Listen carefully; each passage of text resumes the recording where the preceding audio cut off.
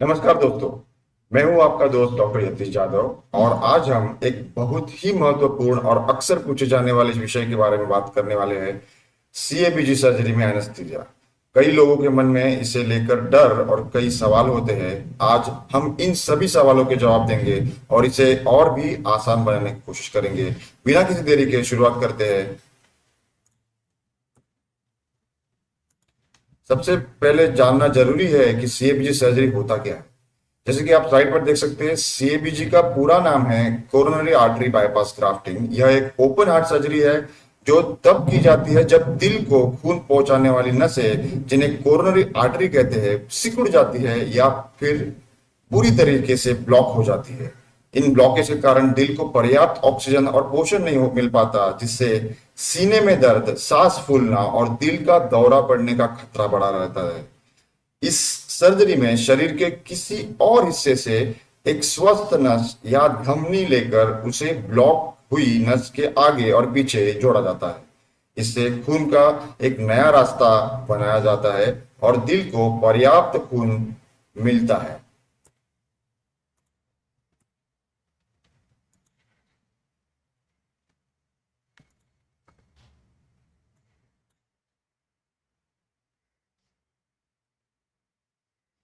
अब हम बात करेंगे एनेस्थीसिया की। एनेस्थीसिया एक ऐसी दवा प्रेरित स्थिति है जिसमें आपको सर्जरी के दौरान दर्द महसूस नहीं होता। इसका मुख्य उद्देश्य आपको पूरी तरह से बेहोश रखना और दर्द से मुक्ति दिलाना है, ताकि सर्जन अपना काम कर सके। सीएबीजी जैसी बड़ी सर्जरी में आमतौर पर जनरल एनेस्थीसिया का इस्तेमाल किया जाता है। इसका मतलब है कि आपको पूरी तरह से सुला दिया जाएगा और आप सर्जरी के दौरान कुछ भी महसूस नहीं करेंगे, न ही आपको कुछ याद रहेगा।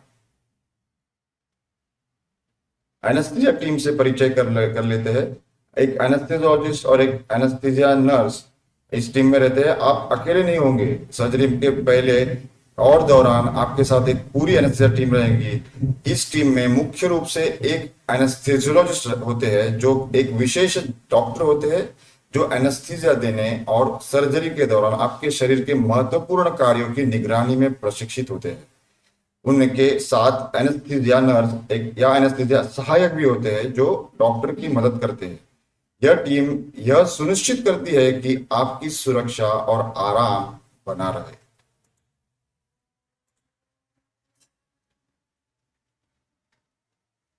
सर्जरी से कुछ दिन पहले या कभी कभी उसी दिन आपकी एनेस्थीसिया टीम आपसे मिलेगी।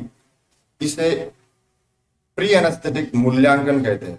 इस दौरान वे आपकी पूरी हिस्ट्री पूछेंगे। इसमें शामिल है पुरानी बीमारियों जैसे मधुमेह, उच्च रक्तचाप, अस्थमा, हृदय रोग, किसी एलर्जी, किसी भी दवा का एलर्जी, पदार्थ से एलर्जी, दवाएं जैसे कि आप वर्तमान में कौन सी दवाई लेते हैं, चाहे वह प्रिस्क्रिप्शन हो या ओवर द काउंटर।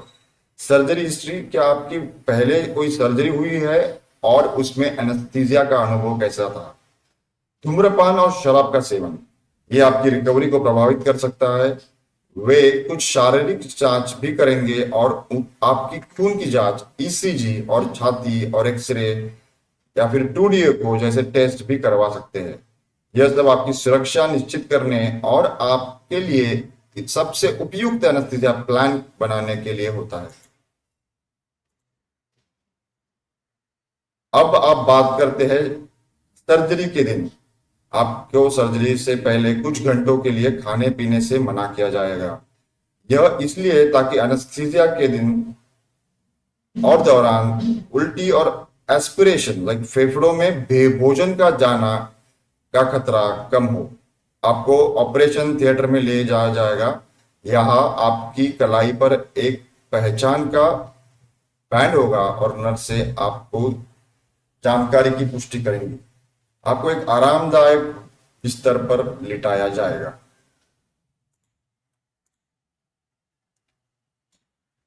यह वह चरण है जब आपको बेहोश किया जाता है।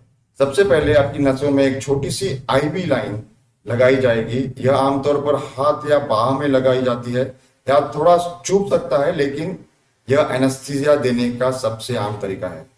इसी आईवी लाइन के जरिए आपको नींद की दवाई दी जाएंगी। आपको लगेगा जैसे कोई तरल पदार्थ आपके हाथ में जा रहा है और कुछ ही सेकंड में आपको उनिंदापन महसूस होगा और आप गहरी नींद में चले जाएंगे। इसके अलावा आपको मास्क के जरिए ऑक्सीजन और कुछ गैसें भी दी जा सकती है जो आपको आराम देंगी और बेहोश होने में मदद करेंगी। एक बार जब आप पूरी तरह से बेहोश हो जाते हैं तो एनेस्थीसियोलॉजिस्ट आपकी सांस लेने में मदद करने के लिए आपके गले में एक ट्यूब डालते हैं, इसे एंडोट्रेकियल ट्यूब कहते हैं। यह ट्यूब एक वेंटिलेटर से जुड़ी होती है जो सर्जरी के दौरान आपके फेफड़ों से को सांस लेने में मदद करती है। आपको पता भी नहीं चलेगा कि यह ट्यूब कब डाली गई, क्योंकि आप उस समय गहरी नींद में हो। पूरी सर्जरी के दौरान एनेस्थीसिया टीम आपके शरीर के हर महत्वपूर्ण फंक्शन को लगातार मॉनिटर करती रहती है। दिल की धड़कन, आपकी छाती पर पैड लगाए जाएंगे जो आपके दिल की इलेक्ट्रिकल एक्टिविटी को ट्रैक करेंगे। ब्लड प्रेशर देखा जाएगा, आपकी बाह पर एक कफ लगा होगा जो लगातार आपके ब्लड प्रेशर को मापेगा। ऑक्सीजन सैचुरेशन भी देखा जाएगा, उसको पल्स ऑक्सीमेट्री कहते हैं। आपकी उंगली पर एक छोटा सा क्लिप होगा जो आपके खून में ऑक्सीजन के स्तर को मापेगा। शरीर का तापमान देखा जाएगा, आपके शरीर का तापमान भी लगातार मॉनिटर किया जाता है। कार्बन डाइऑक्साइड का लेवल देखा जाएगा, सांसों के जरिए निकलने वाली कार्बन डाइऑक्साइड की मात्रा भी मापी जाती है। वे यह सुनिश्चित करते हैं कि आपके शरीर में एनेस्थीसिया की सही मात्रा बनी रहे और कोई भी जटिलता ना हो। अगर कोई भी बदलाव आता है तो वे तुरंत उसे ठीक करने के लिए कदम उठाते हैं। अभी आप देख सकते हैं ये हार्ट लंग मशीन है। हार्ट लंग मशीन मतलब कोरोनरी आर्टरी बाईपास ग्राफ्टिंग्स के लिए इस्तेमाल की जाने वाली बाईपास मशीन। टीएमजी सर्जरी में एक विशेष मशीन का उपयोग किया जाता है, इसे हार्ट लंग मशीन कहते हैं या कार्डियोपल्मोनरी बाईपास मशीन कहते हैं। जब सर्जन दिल पर काम करते हैं तो दिल को कुछ समय के लिए रोका जाता है। इस दौरान यह मशीन दिल और फेफड़ों का काम करती है। यह आपके शरीर से डीऑक्सीजनेटेड खून लेती है, उसमें ऑक्सीजन मिलाती है और फिर उसे आपके शरीर में वापस पंप कर देती है। एनेस्थीसिया टीम यह सुनिश्चित करती है कि हार्ट लंग मशीन पर रहते हुए भी आपके शरीर के सभी अंगों को पर्याप्त ऑक्सीजन और पोषण मिलता रहे। यह मशीन सर्जरी और को सुरक्षित और प्रभावी बनाने में महत्वपूर्ण भूमिका निभाती है। सर्जरी खत्म होने के बाद एनेस्थीसिया दवाओं को धीरे धीरे कम किया जाता है और आप धीरे धीरे होश में आने लगते हैं। जब आप पर्याप्त रूप से होश में आ जाते हैं और खुद से सांस ले पाते हैं तो गले से ट्यूब निकाल दी जाती है। यह प्रक्रिया थोड़ी सी असहज हो सकती है, आपको खांसी आ सकती है, लेकिन यह कुछ भी पलों की होती है। आपको पहले रिकवरी रूम या पोस्ट एनेस्थीसिया केयर यूनिट में ले जाया जाएगा जहां आपकी लगातार निगरानी की जाएगी। आपको नींदापन, मतली या गले में खराश महसूस हो सकती है, यह सामान्य है। रिकवरी के दौरान आपको कुछ दर्द महसूस हो सकता है, लेकिन एनेस्थीसिया टीम आपको दर्द निवारक दवाई देंगी ताकि आप आरामदायक महसूस कर सके। दर्द को नियंत्रित करवाने के लिए रिकवरी के लिए बहुत जरूरी है, क्योंकि इससे आपको हिलने डुलने और सांस लेने में आसानी होती है, जो निमोनिया जैसी जटिलताओं को रोकने में मदद करती है। अक्सर लोगों को एनेस्थीसिया के साइड इफेक्ट्स और जोखिमों को लेकर चिंता रहती है। सामान्य साइड इफेक्ट्स जैसे कि मतली और उल्टी होना, गले में खराश या खांसी होना, उनिंदापन या चक्कर आना, शरीर में कंपकपी या ठंड लगना।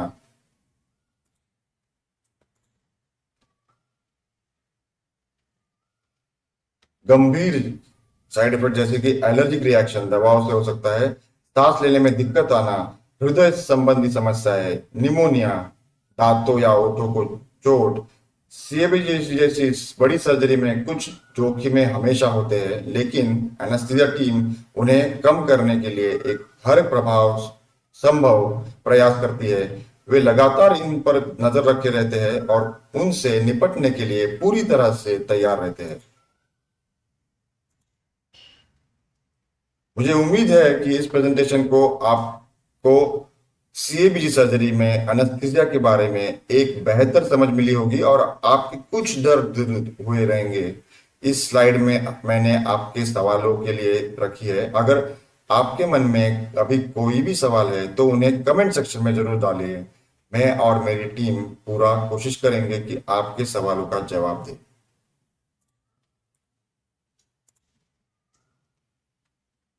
अंत में मैं ये कहना चाहूंगा कि एनेस्थीसियोलॉजिस्ट आपके सबसे अच्छे दोस्त होते हैं। ऑपरेशन थिएटर में वे सिर्फ आपको सुलाते नहीं है, बल्कि पूरी सर्जरी के दौरान आपकी जान की निगरानी करते हैं।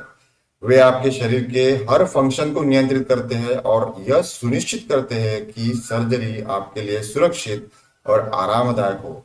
अपनी एनेस्थीसिया टीम पर भरोसा रखें और उनसे खुलकर बात करें। दोस्तों, मुझे उम्मीद है कि यह पीपीटी आधारित वीलॉग आप